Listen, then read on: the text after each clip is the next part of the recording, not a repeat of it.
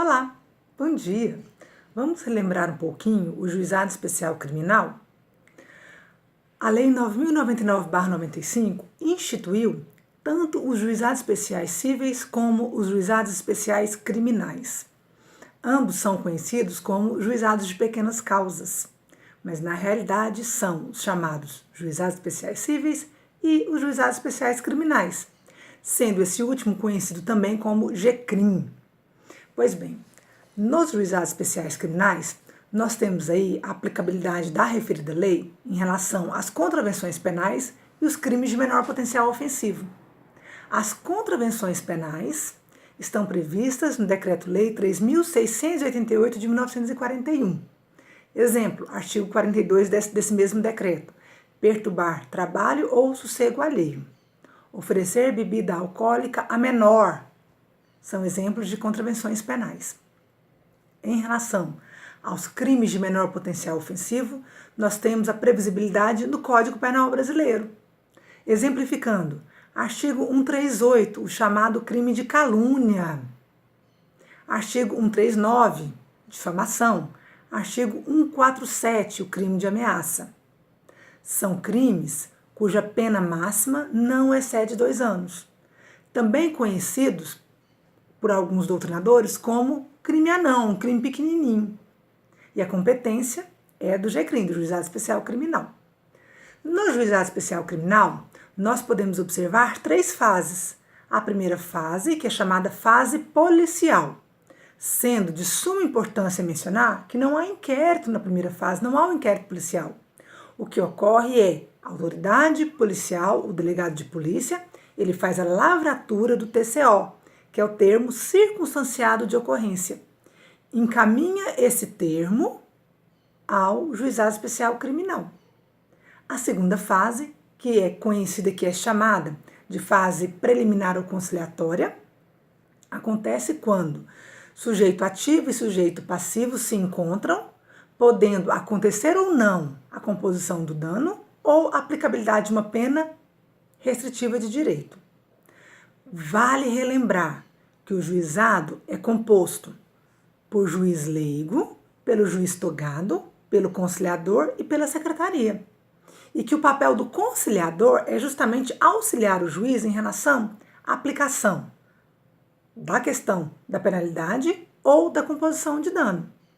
Se as partes chegam a uma composição do dano, a um acordo, a um bom senso, o exemplo, num crime de ação penal privada, quando o ofendido, que é a vítima, que é o sujeito passivo, resolve perdoar e o sujeito ativo, que é o autor, aceita o perdão, né, crime de ação penal privada, o perdão aí do ofendido, tem que ter aceitabilidade do sujeito ativo, do autor. Então, quando há essa aceitabilidade desse perdão, há uma composição de dano. Então, havendo a composição de dano, essa composição é homologada. Não havendo a composição, pode ser que haja a aplicabilidade de uma pena restritiva de direito ou pena não privativa de liberdade. Não chegando a uma situação ou outra, nós temos a terceira fase, que é a chamada fase da aplicabilidade do procedimento sumaríssimo, onde vai acontecer a chamada audiência de instrução e julgamento. As partes serão ouvidas, o sujeito passivo, que é a vítima, o sujeito ativo, que é o autor, as testemunhas de cada parte, e as testemunhas devem ser arroladas e apresentadas, ao juizado até 5 dias antes da audiência, a produção de provas, os debates orais e, por fim, a prolatação ou aplicabilidade da sentença. Lembrando que a parte que se sentir prejudicada tem o direito de interpor recurso. Como no Juizado Especial Criminal nós temos a aplicabilidade de procedimento célere, menos demorado, um procedimento mais rápido em relação à justiça comum, nós só temos a possibilidade de 2 recursos, que são o recurso de apelação no prazo de 10 dias e os embargos declaratórios no prazo de 5 dias. A apelação é cabível quando houver a rejeição da denúncia ou da queixa, crime de ação penal privada, ou da denúncia, como eu estava dizendo aqui para vocês, como estou dizendo para vocês. E também é cabível quando uma das partes não concorda com a sentença que foi prolatada. Em relação aos embargos declaratórios ou embargos de declaração, o prazo de 5 dias, o seu cabimento sempre vai ocorrer quando houver na sentença obscuridade, contradição, ambiguidade. Os embargos interrompem o prazo para a interposição de um outro recurso. E quando a parte entende, compreende, qualquer das partes que tem naquela sentença uma ambiguidade, uma obscuridade, e que interpõe o embargo declaratório nesse prazo de 5 dias, cabe ao juiz que prolatou a sentença esclarecer essa obscuridade, essa ambiguidade ou contradição.